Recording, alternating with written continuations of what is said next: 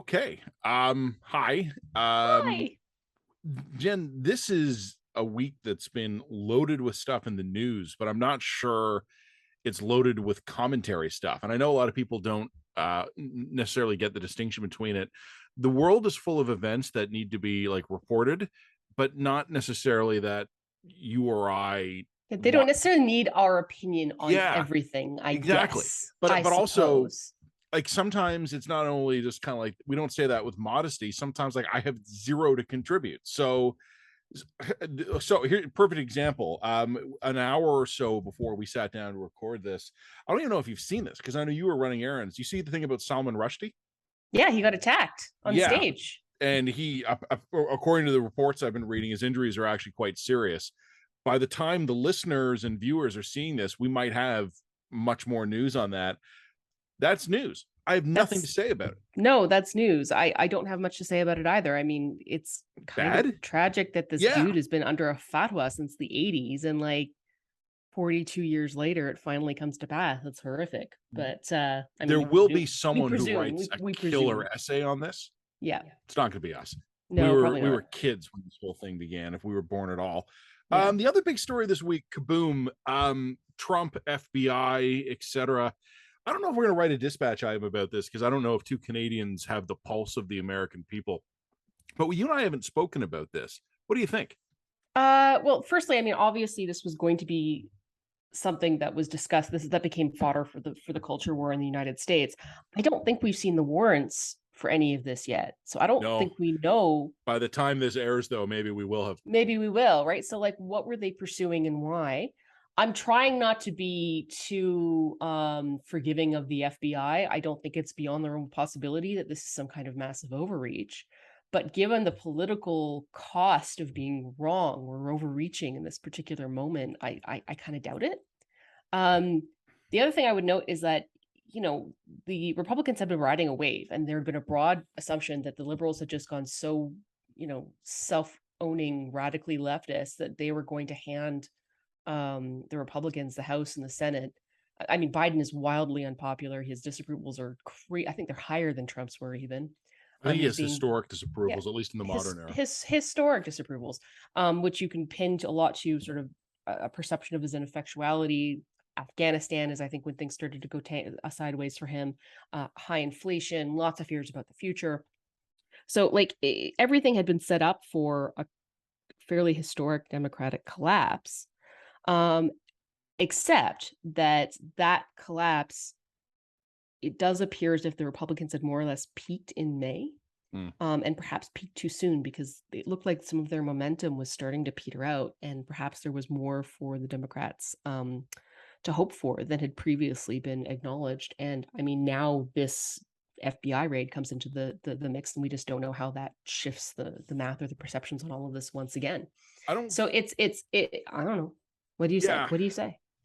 I don't think I have like sort of like some meta narrative I can stitch through all these things, but I mean, a couple of specific observations jumped out at me. One of them was obviously that obviously Biden's disapprovals are a matter of record, but he actually had been having a really good couple of weeks. Yeah, Like, yeah, he got an amazing he got a fairly amazing win with the yeah, not the Build Back Better, but like a IRA, watered down Inflation Reduction Act, I think they're Inflation calling it. Reduction Act. Yep. And there was Um, 0% inflation this month, so in the US. killed So that Zawahiri Al Qaeda dude. yep. So Americans always like that. I mean, who doesn't? Um, then this comes along, and there was this sense for kind of 12 to 24 hours that this was a gift for the Republicans, right? So the wind in Biden's sails, Democrats doing great, huge FBI overreach. All of a sudden, the Republicans are united again, blah, blah, blah. That only seemed to last about a day, though, because I think what the FBI, well, I mean, the Attorney General, Merrick Garland, had done was clever. And I say this in a nonpartisan way. I don't know anything about Garland other than his recent political history, but I like a shrewd operator, and I know shrewd politics when I see it, right? So Republicans are going, release the warrants, release the warrants, release the warrants. And he steps up to a lectern and goes, we'll release the warrants if Mr. Trump doesn't object. And every Republican social media feed goes silent. And this is one of those things, and I've commented on this before in Canadian politics as well. when a party knows they've just been punched in the face, all their socials go silent. And I just don't mean elected officials. I also mean sort of reliable proxies. And if you spend much time covering Canadian or US politics, you get a sense of who the reliable proxies are. Yeah.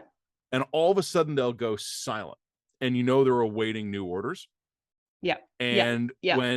when Garland came out and basically said, we will release the warrant, or we're asking a court to release the warrant, and Mr. Trump has until I think it was 3 o'clock Friday afternoon, which isn't yet, but it's coming up when we're filming this. He has that long to decide to object. Ball's back in the Republican court, and they went silent. So that's interesting. The other thing is that apparently this relates to documents concerning, at least in some way, the use of policies or technical information around nuclear weapons. That's been reported in multiple reputable news sites, including those that kind of we could put in the for or against Trump category, like a mix of both. It would be very interesting to see the Republicans find themselves in a situation where Trump walked out of the Oval with a binder full of notes on nukes. Yeah. I don't know how you defend that. Like there may have been an innocent reason why they're there. Like maybe he was just incompetent. Like, you know what I mean? Like maybe he just was like, oh, this is kind of interesting. Threw it in the bathroom of Mar-a-Lago. Like, I'm not necessarily, I'm not ruling out the possibility of benign or incompetent intent in this case.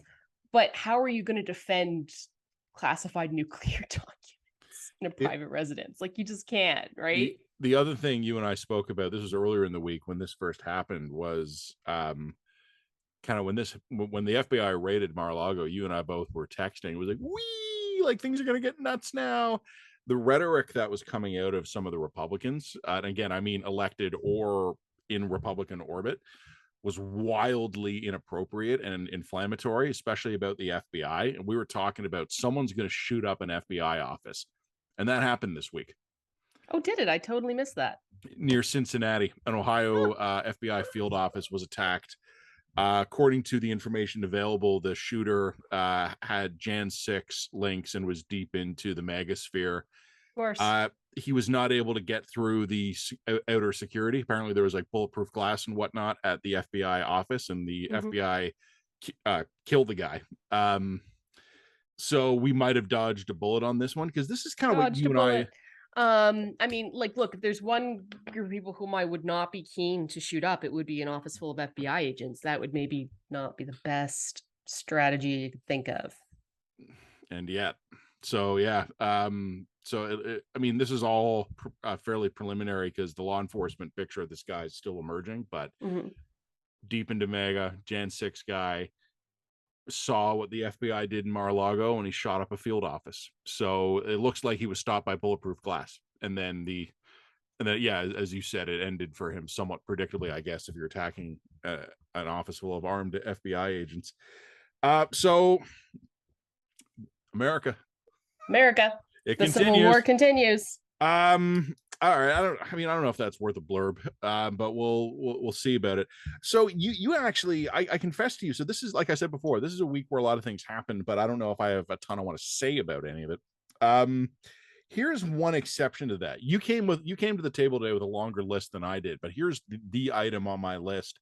A couple of weeks ago, I don't remember exactly when. It was sometime last month, I think. We had a chance to review in advance a copy of Andrew Lawton's book on the convoy crisis that was provided to us generously by Sutherland House, the publishing company. We know the boss there, a mutual friend of ours, and we reviewed it, and it jumped out at us that there was a section that was interesting, and a lot of people have been critical of Lawton's book, and they said he's too friendly to the convoyers, he's too credulous, takes them too seriously. And I think that's a legitimate criticism. I think so too. That you can throw at him, for sure. Yep. No, I think so too. But I also think that, as you and I said at the time, I think that's a legitimate criticism, but this book is actually breaking news. Like, this stuff is like, the book is putting stuff into the public record that wasn't there before. In like any kind of what I would call access journalism, sometimes a degree of credulity and friendliness will give you access to information that you wouldn't otherwise have. That's why those types of journalists are useful in the public sphere.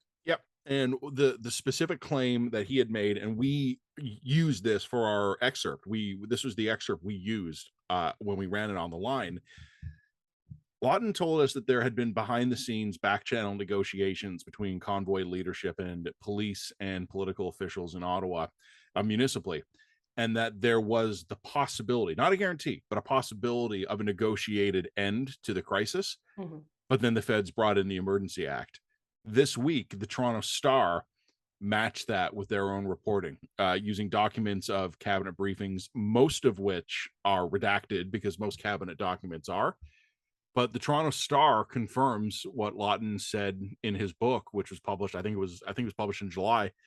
That there were negotiations underway, and that the federal cabinet was briefed that there was a real likelihood of a breakthrough that would have ended the crisis, or at least maybe contained it.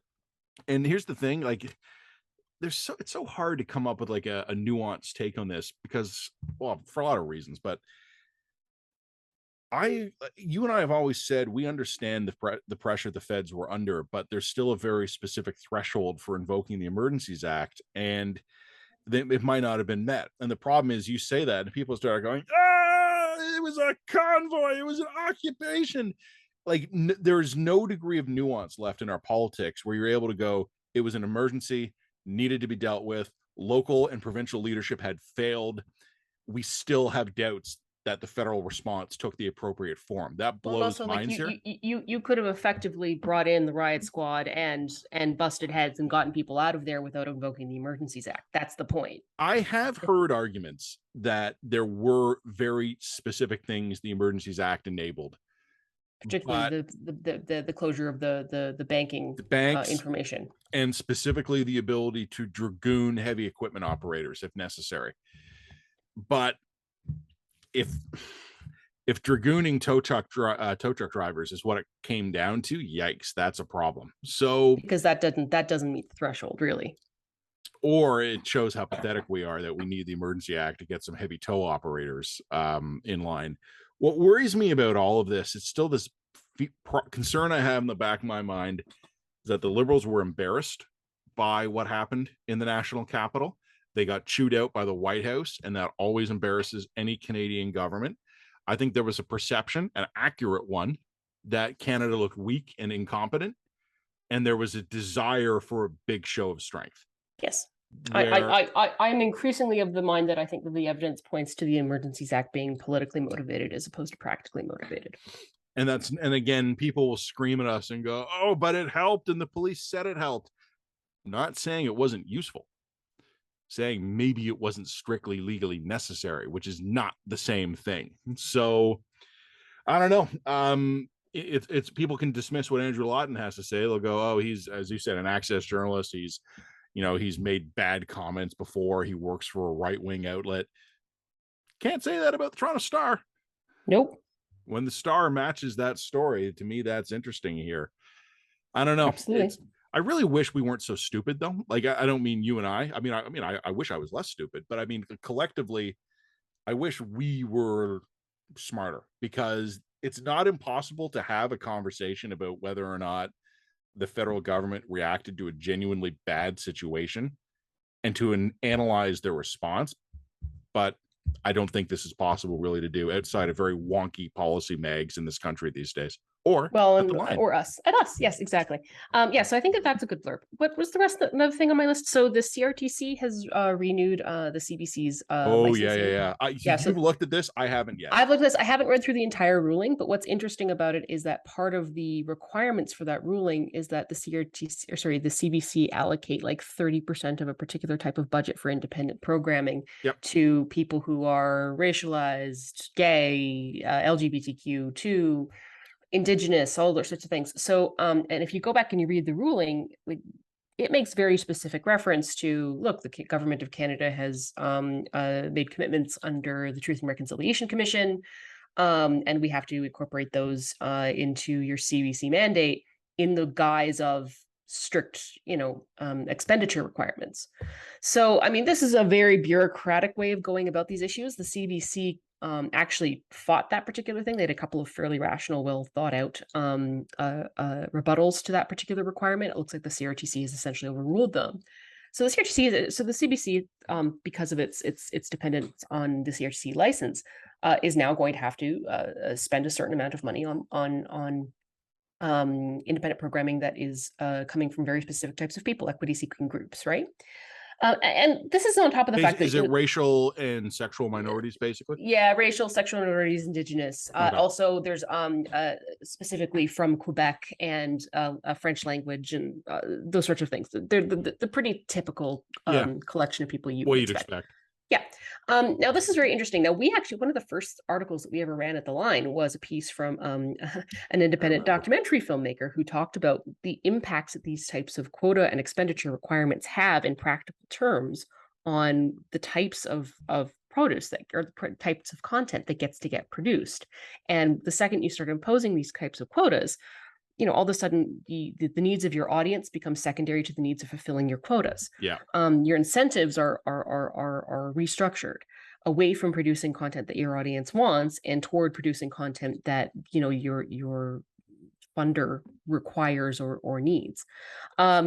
So what this is doing essentially now, I will put a caveat in there. I think the CBC has actually done some really, really interesting stuff of late with equity seeking groups. They did a interesting show called Sort of, which when I saw the trailer for, I completely rolled my eyes. But then I wound up getting caught on a plane and watching it, and I really enjoyed it. It was really good. It's about a trans or a non-binary person of Indian descent who's working as a nanny, sort of trapped in her life, and winds up working as a nanny when the mom of the family that he's caring for gets into a bicycle accident and gets put in a coma. So it's actually quite compelling. I found myself like expecting to just be groaning the whole time, and I actually wound up watching it. Thought it pulled me in. It did suck me in.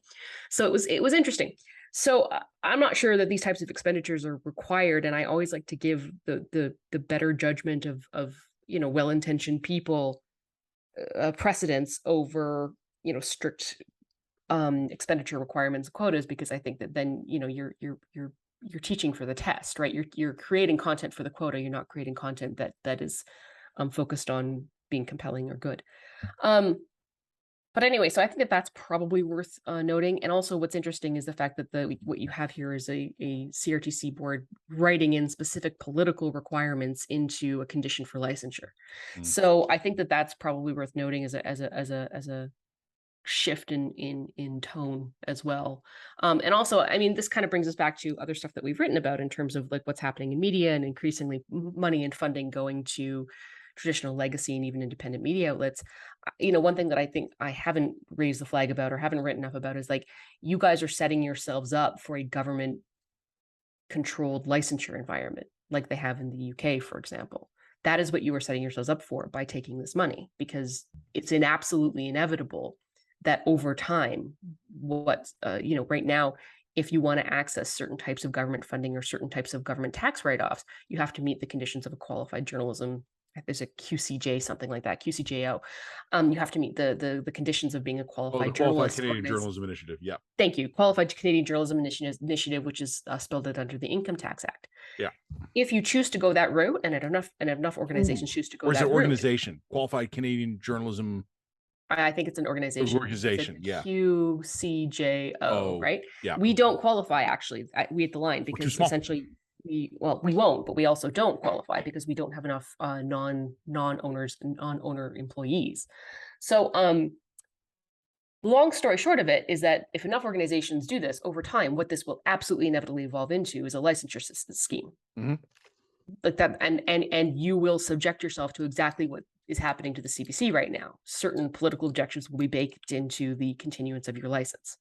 So just FYI, that's where this is going, everybody.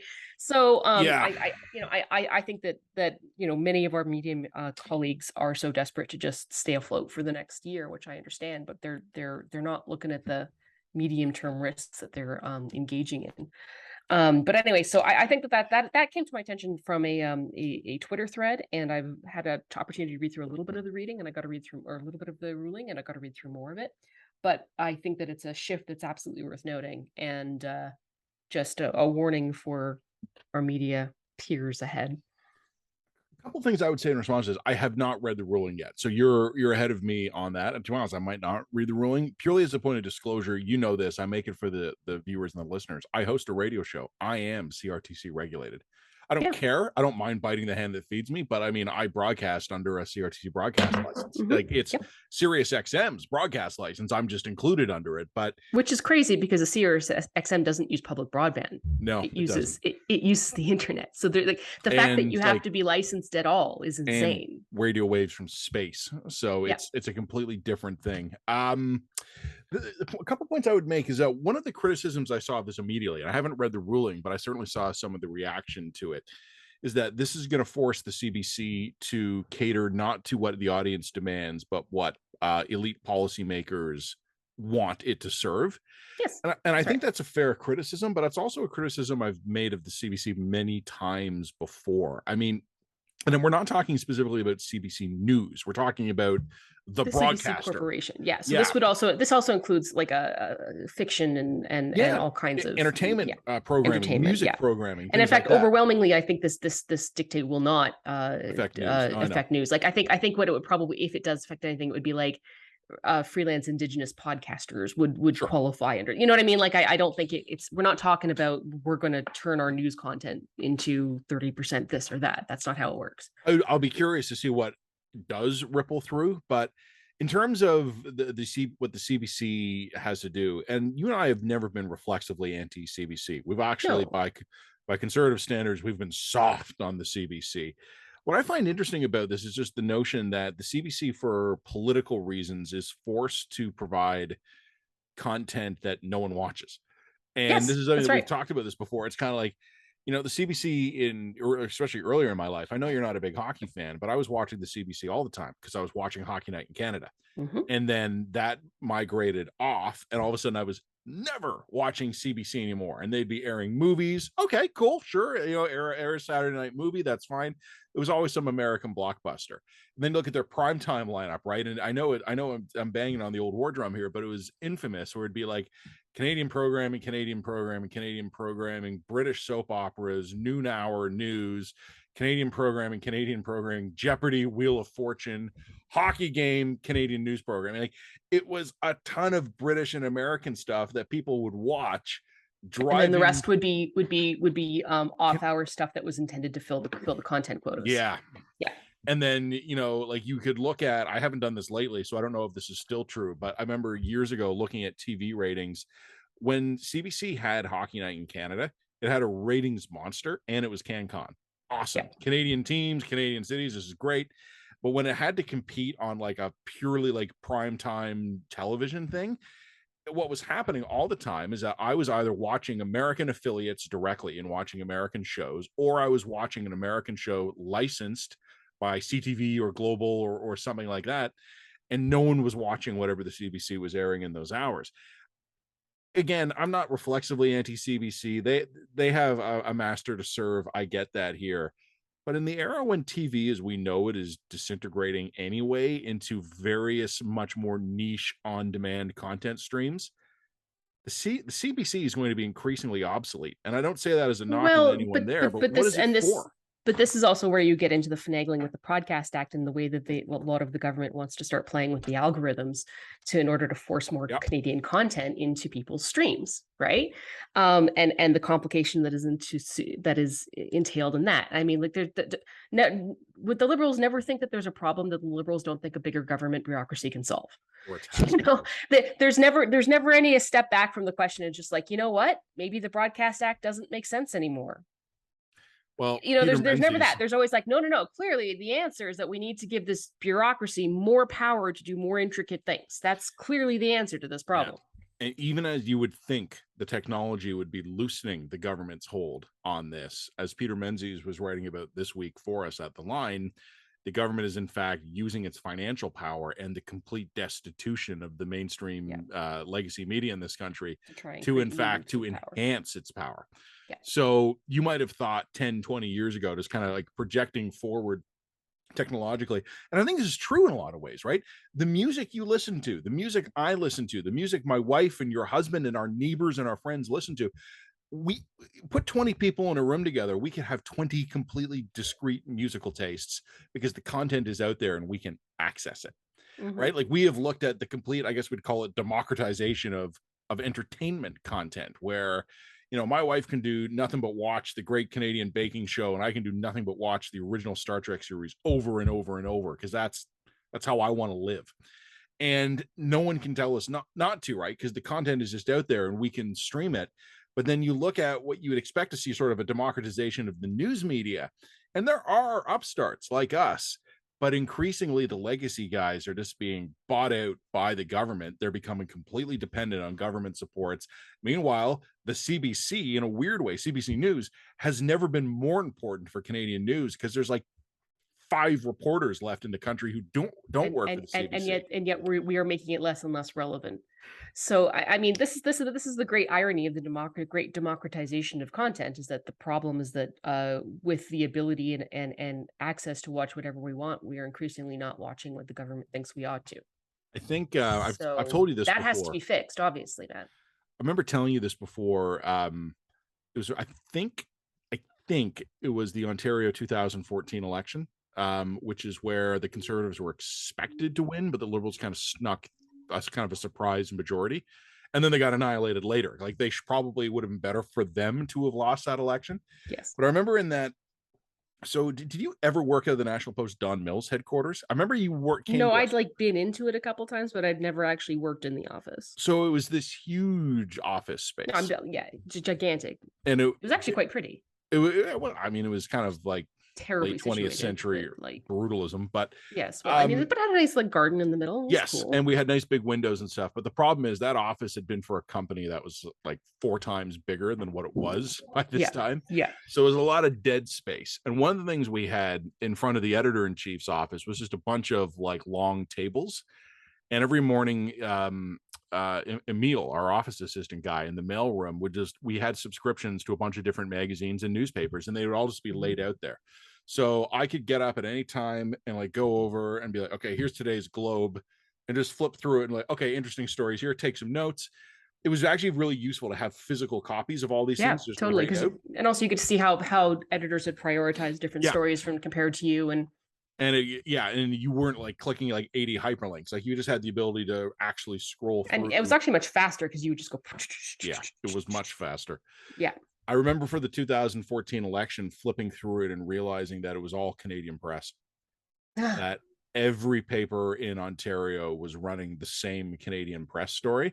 Yeah. And it occurred to me at that moment that if it wasn't for CBC News, CBC News became a horrifyingly large part of Canadian daily news. Yeah. And it wasn't like there weren't a multitude of outlets out there competing with it. There were, but they this is why you and I don't buy into the great conservative defund the CBC mandate, because we're just like, you don't actually realize how much of a lifeline the CBC's become, particularly outside of Toronto and Ontario and Ottawa. The CBC really, like the Calgary Herald, the Edmonton Journal, these are shells of their former shells. It really is the CBC holding down the tent here on any sort of mid-sized city in this country, not to mention the rural cities or the smaller regions. So I'm gonna guess, Jen. It's just a guess because I never worked for one of the Post Media. We call them the metros. Like there was the National Post and all the metros. At the metros, this is a guess. Metro area of 1.5 million people. The largest newspaper in that town on any given day might have 2 or 3 reporters. Now, yeah. I mean, there's really nothing left to any of these organizations. So that's after consolidation. That's after consolidation between like the Suns and the and Post Media. So it's been quite dramatic and quite depressing. So let's say you have 5 or 6 reporters nominally on staff. Any given day, one of them's off sick, one of them's on holiday, one of them's on long-term assignment. Maybe you've got 2 or 3 you can actually assign to the stories of the day. Yeah. If it wasn't for the CBC News, stuff wouldn't get covered. Yeah. Stuff wouldn't get covered. I mean, that's the point. So it's like the CBC has this sort of magical period where it is going to become the dominant source of news in this country, and it needs to unless we torture it to death. and well, which we are, and the problem is that they have to accept this role as basically the imperial oil of content in the country, and then we need to figure out, okay, and then how do we transition back into a more competitive system when the private sector is able to catch up? And we've been accepting that framework and that position and doing everything wrong. Like, we're Yeah. basically torturing to death the CBC at a moment when it should be the most relevant, and we're stringing along private zombie corporations, which strangles any other potential startup, while creating a false licensure scheme, the early dregs of a false licensure scheme, which will wind up pulling probably print media into its orbit and creating more government control over the whole system by the end. Once you're So going to fund the great. media, Good job, everybody. oh no, I mean, this is an example of everything people have done here has been in service of a good idea, a noble idea. But when you step back and when you look at, like, nobody's doing this stuff to ruin things. Everybody's road to hell here is paved with nothing but the greatest intentions. But if you step back and look at it from a system level, like a top down level, what the media we're going to end up with this country is something that no one would have said was the right thing to do. Yeah.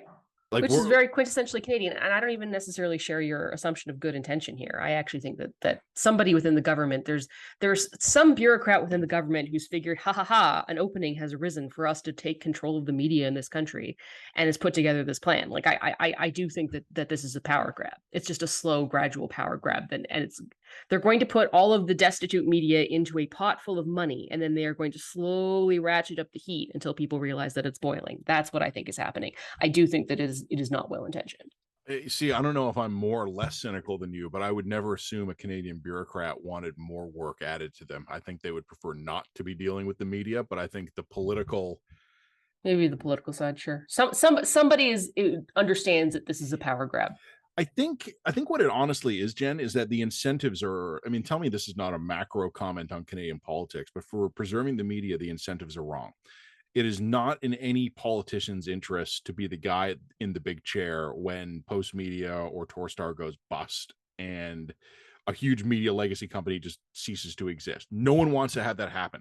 All of them have an incentive, a personal political incentive, to not be the guy who lets that happen. Except Pierre. The Conservatives don't have a political incentive to keep any of this shit going. We'll see how Poilievre deals with reality. But you could be right. But I think just because there hasn't been to date, I'll say it that way, a political incentive to let us die, doesn't mean anyone's incentivized to let us thrive. No, quite the opposite. Yeah. Having us... You want us on a leash. That's where you want us. Well, I was not even a leash, more an IV drip with every drop keeps us alive just long enough to get to the next drop. Yep. That's ideal, because then no one gets the blame for the failure, but no one has to worry about pesky reporters asking questions. Yep. Quarter to quarter, baby. That's our future. What's the next thing? They're both Alberta stories. Essay contest. Oh, like, this is also when I first proposed this had been far less covered than it is now. And I think we actually have. Yeah, I actually think we have a piece that's going to come about this as well now. So okay. I think we can skip this one.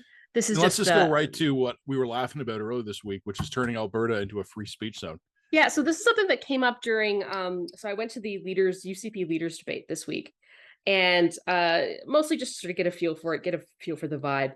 And something that came up was the fact that Danielle Smith, who is massively leading the race by coming up with Freeman on the land style political policy. I mean, don't get me wrong, she's got some good stuff too that I think is rational and sane, but I mean, just a lot of sort of Freeman on the land, magical thinking style political policy that isn't going to work the way that Albertans think it's going to work. But anyway, so she kind of comes up, I don't even know if this is off the cuff, but she's like, with what the government is trying to play with its various bills on media, what we should be doing is we should be trying to work with Elon Musk and Starlink to get the infrastructure in place and declare Alberta a free speech zone or a free sort of media zone, and then use Starlink as some kind of internet service provider that the federal government couldn't control. And so this got great big applause. I mean, like, you got Elon Musk reference, you got Starlink reference, you got free speech zone reference. I mean, all hitting all the hits. And I've actually hurt my brain trying to figure out how this would work in practice. Because I'm thinking, okay, the second that Elon Musk starts providing satellite internet service into Alberta, it becomes an internet service provider under the law. I mean, right? Starlink exists in Canada already. Is it not? Starlink, yeah, ISP? like they're not, it's just another service provider. There are other satellite internet service providers. I do think they are still subject to CRTC regulation. Plus also Starlink, I believe, is based in the United States, and there's all kinds of like tax treaties. So like, it's not like a United States company isn't subject to Canadian law if it operates within it operates within Canada. Broadcasting is still a federal jurisdiction. And I'm thinking like, okay, so how would a company like The Line, which is domiciled in Alberta, how would we take advantage of Alberta being a free speech zone?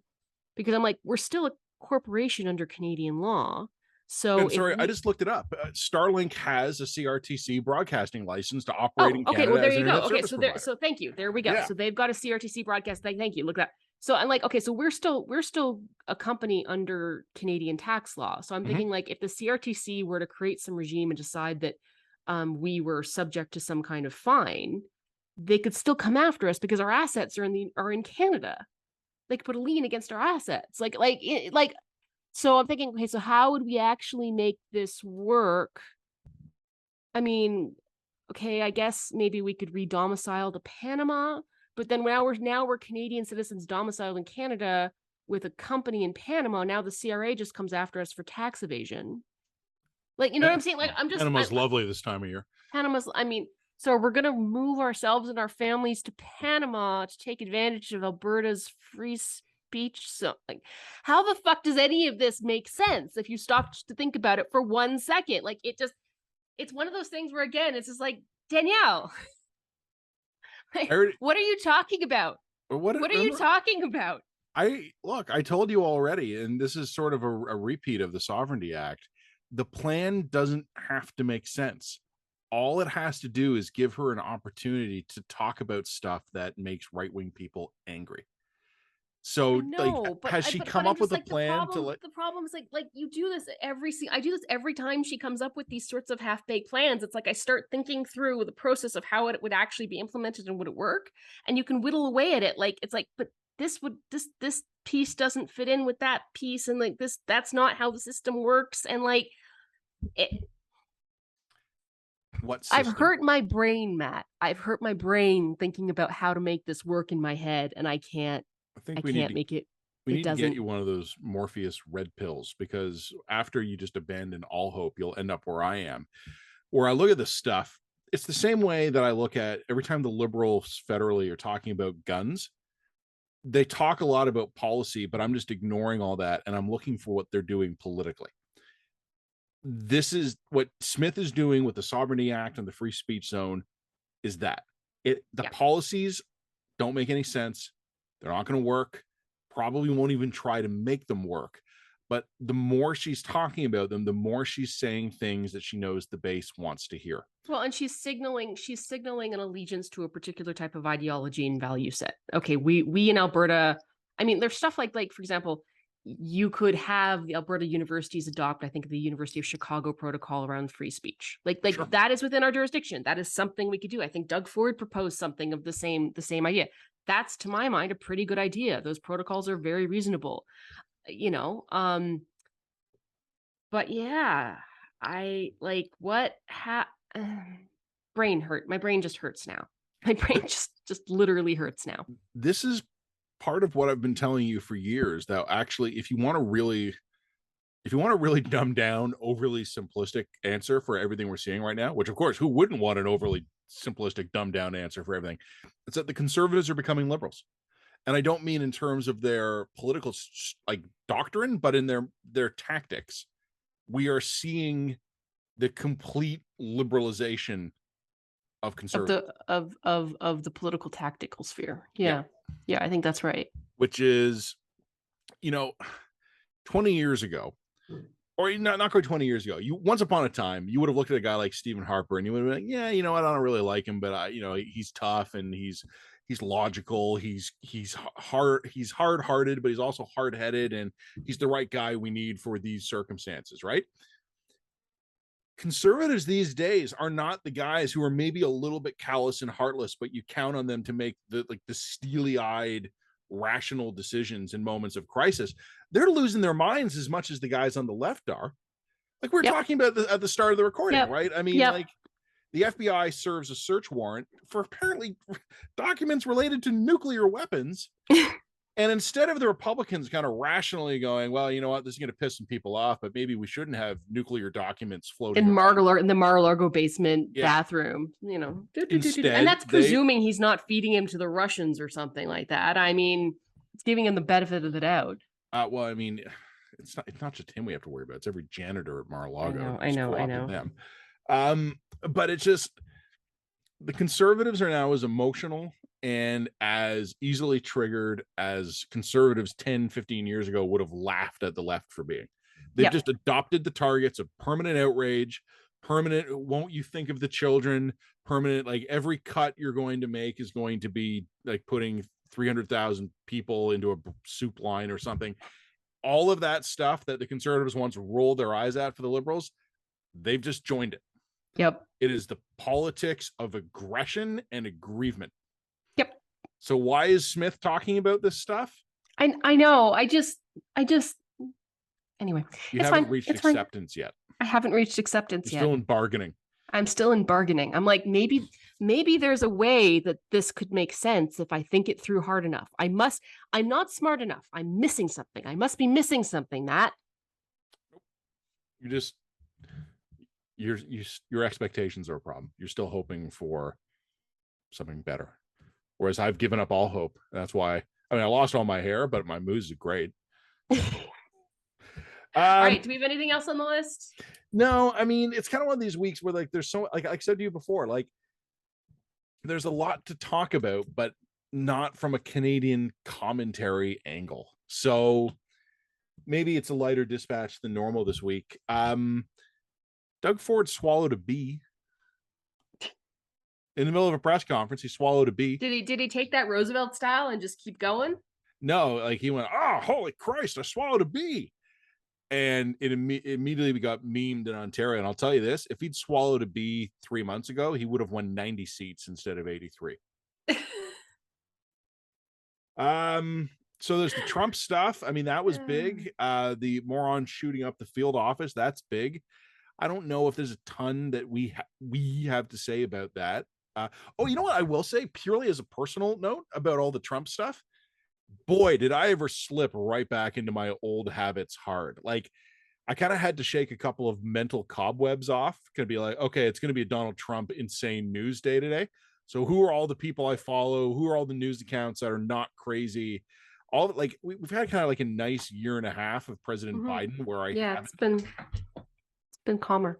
It's been calmer, but it was easy to slip right back into that old Trump paranoia. By the way, while we've been talking, the Department of Justice says the deadline is passed and Mr. Trump did not object to the unsealing of the warrant. So okay, good. So we'll see where that goes. I don't know if that's a positive decision on the part of Mr. Trump and his counsel. I don't mean good, but I mean direct. I don't know if they decided that they would not, or if the deadline just lapsed. I'm not sure what it is, but that's what NBC News reported. And apparently NBC News has the warrant. So we'll soon see. So we should probably hold off on writing the dispatch till we see if there's anything really fascinating in that warrant, and maybe we'll come back and do a secondary follow-up. Maybe. So there's Emergencies Act, which I can do. You want to do free speech? I'll do free speech zone, and I'll do the CBC CRTC renewal. And then I'll watch the Trump stuff to see if there's anything blurble. How about that? Yeah, that sounds good. Honestly, I don't have anything to say about Anne Hesh dying, which is sad, but that's not sad. It's not a blurb. And Salman Rushdie being in hospital. It's not a Canadian news story. It's not a blurb. Exactly. So it's kind of nice to have a week go by though without something huge in Canada to write about. Isn't Trudeau on vacation? Isn't everybody on vacation right now?